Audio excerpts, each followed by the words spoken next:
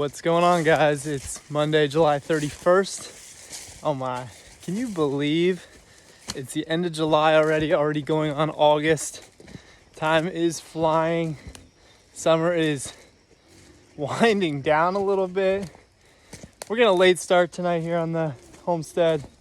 Late feeding for the pigs. Got held up at work due to several issues, and it really got me thinking, pretty soon I'm going to be feeding in the dark. You work a normal job, most of the time you're at work, it's daylight, and you come home, you usually have maybe a little bit of daylight left, depending how late you're there. You come home, it's dark already, especially over the winter months. It's going to be dark. Early mornings a lot of times are dark over those winter months, and they're quickly approaching. So it really made me think about some of the challenges, why we're doing this while working. Some of the struggles that you have along the way. I already mentioned feeding in the dark. It's not the most enjoyable activity by any means. And then some solutions as to how you make it easier. How you make it easier when you have a long day at the office or a long day at work. You come home, you're tired. The last thing you want to do is feed the animals. Now, how do we make that easier? And we'll talk about all that a little bit tonight. So really the question is, why would you do something like this when you work, long days, you come home, you're tired, it'd be really easy to just sit and say, oh man, I had a long day, worked 10, 12 hours, and I'm not gonna cut the grass, I'm not gonna weed the garden, I'm not gonna go to the coop and get the eggs, or whatever it might be there. But I think a lot of it really comes down to, what makes you make this decision in the first place. And for us, the reasons are pretty simple. It's our personal health, raising the quality of food that we do. You can't beat it. And second, it's just the self-sufficiency and not having to rely on the system. So that is our motivator.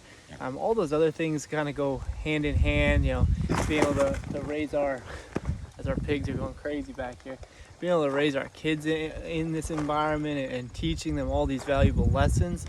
So you really have to find what's going to be your motivator, and I believe that's the first step, because anybody could easily say, oh, I want to do this homesteading thing, I want to raise chickens, I want to raise pigs.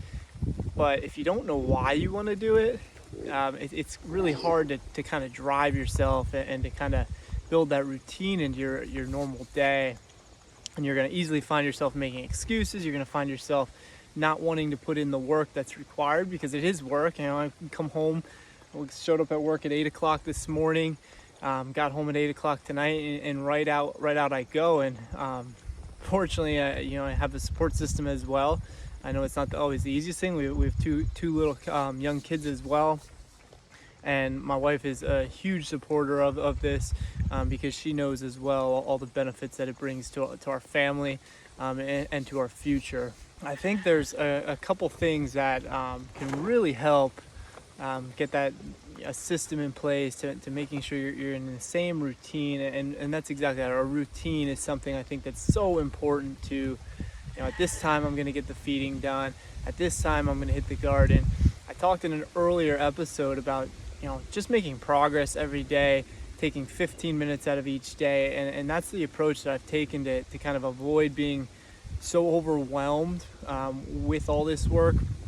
So even tonight I get out here, my 15 minutes tonight is a simple get out, feed the animals, talk to you guys a little bit, and I'm going to go home and go in and have dinner. But just having that routine, it's going to help a long way, and the discipline in that is, make sure you're getting up. Make sure you're getting up in the morning. If you're free times in the morning to knock stuff out, set that alarm at 5 o'clock. Make sure you're up, and you have to be committed to it. Again, if you just want to say you're going to raise these animals, and then whenever you feel like getting up, that's your time to do it, it's not going to work for you. You have to be committed. You have to show that discipline that, hey, 5 o'clock I'm up, 5:30 I'm out the door, making my rounds, doing what I have to do. Because most people, self included, still work a normal job to support the family and to be able to do these things. So in order to do that, you have to find time somewhere. Another important piece to me, to make things just easier on the whole process, and you're crunched for time, how do you get this stuff done in a limited amount of time, is try to develop as much automation as you possibly can. And I still have a long way to go with this. The biggest thing I've done are really two things. First thing, the automatic chicken door. And I know it sounds so simple and honestly silly when I talk about this, but having an automatic chicken door that opens at a certain level of daylight and closes at a certain level of, or lack thereof, daylight, it works its wonders. It saves you 2 trips every day. You know, having to walk, depending how far your chicken coop is. Ours is about 60, 70 yards from the house, down a little bit of a windy trail. It just saves you that much more time. Don't have to worry about it. You don't have to go over, get home again. It's pitch black and you don't have to run over there and lock the chickens down for the night. This thing will just take care of it for you. Only bit of maintenance is obviously making sure you have batteries at all time. The second thing, turn here so you can see Bucky while I talk. The second is some sort of automated watering, and ours I guess I would classify as semi-automatic. We set up a hydraulic ram pump in our creek bed, which pumps water up to a 50-gallon drum. At that point, I have some PVC fittings, as you guys have seen already, to basically hose water to the different dishes. So it's semi-automatic. Obviously still have to go and turn the water on and off, because if you know anything about a hydraulic ram pump, that water is going to continuously pump, and it does kind of overflow that tank, which is why I put it where I did, to kind of irrigate, and the pigs now just slop in that anyway. But definitely use that pump, and it saves me. When I first started, I was always hauling 5-gallon buckets, and now with all these animals, I mean, I'd be taking 4 or 5 trips with a 5-gallon bucket in each arm, which obviously is extremely heavy as well. So labor intensive, time consuming, and the ram pump certainly eliminates that for me. Another form of automation that I've been considering and really looking into is some sort of automated pig feeder. You see a lot of times it's like a big drum type storage container, and you know it holds a ton of feed for you. That way you're not having to come over and feed every day. So definitely something that would, you know, save that time, essentially make it automatic where the pigs are kind of at will eating. So we'll see what I can come up with there. We'll see. Bucky, really?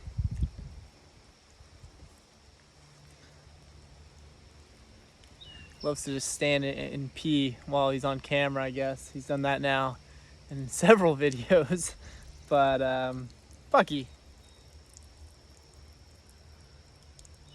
Anyway, yeah, the automatic pig feeder, definitely something we're gonna look into, and I think it'll even cut down on my time daily. And last thing I would mention is I've really gotten this down to a science. So you get your routine down. I mean, I get these rounds done in 15, 20 minutes. Like I said, try to focus on that 15 minutes, making progress every day.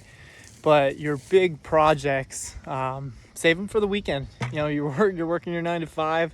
Don't try to stress and do your big project in 5 different pieces throughout the weekdays, because if you're anything like me, you know, getting started is half the battle in those senses. It takes you 15-20 minutes to find your tape measure. It takes you another 15 minutes to find your pencil if you're measuring to cut something, and before you know it, a half hour is gone.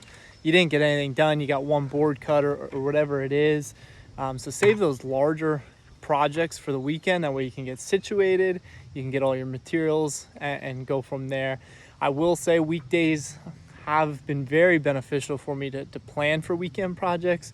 A lot of times if I have like a build or something like that, I'll run to Lowe's or wherever it is. I'll pick up the supplies. That way they're ready to go for Saturday morning, and then we hit the ground running, get everything kind of set up, and go from there. So larger projects, save them for the weekend. Don't even try to knock them out during the week. You're just gonna drive yourself crazy. You're gonna stress yourself out and probably honestly go backwards as far as getting things done. I will circle back to kind of how I led off, and if you're gonna do this, do it for the right reasons. It always sounds great to try to dive into all these things, and I think sometimes it sounds great to produce your own food and to do the whole homesteading thing. It's definitely become popular, but find out why you truly, I almost fall. Find out why you truly want to do this. Find out what motivates you. Again, I said it's for the health purposes for us, and to not have reliance on any sort of system. But what motivates you? What motivates me and why I'm interested in this isn't going to be the same. Maybe you want to do it for business. Granted, of course, everyone likes to make a couple bucks off of what they're doing, and we have a vision of that as well. But that's not my primary reason for doing this. Maybe you just want it to be your environment for your family and for your kids, and that's fine too. But again, find out why you want to do this. It's going to help you steer the direction you go. It's going to lead to a lot of decisions for you.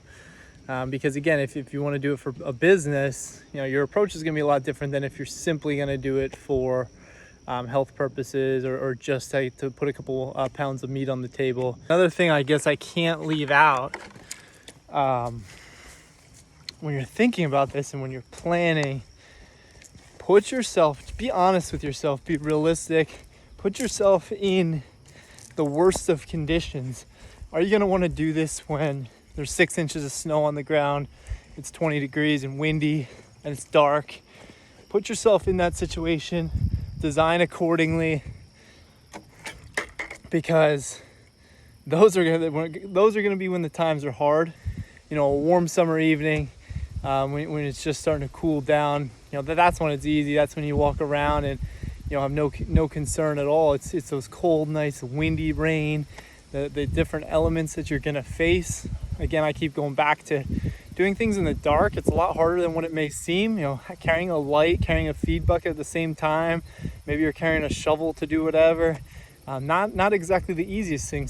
So think about those things, and truly be honest with yourself as far as making the decision to dive into it. All that being said, I hope this really helps if you're considering starting in a homestead situation, starting your own homestead while still working, as many of us do. I don't mean to be discouraging by any means. I'm just trying to be as realistic and open with you as I possibly can. I would highly encourage, if you're considering it, give it a shot. Start small, start somewhere. That's the biggest thing, is you just got to get going. Obviously consider, again, why you want to do it, but start somewhere. You'll find out quickly if it's truly something you want to do, if you're truly passionate about it, and then you can build from there. Don't take on too much at one time. And as always, guys, find yourself a support system. I'm always here to help. Anybody have any questions, any comments, please drop them in below. I'll be more than happy to help you get started. We're still new to this journey. Love to help you guys along the way and kind of grow this together, grow this community together. So again, guys, please drop those comments in there. If you like what we're doing, also subscribe, give us that thumbs up. We'd be happy to see the support out there, and enjoy the rest of your evening. Thanks, guys.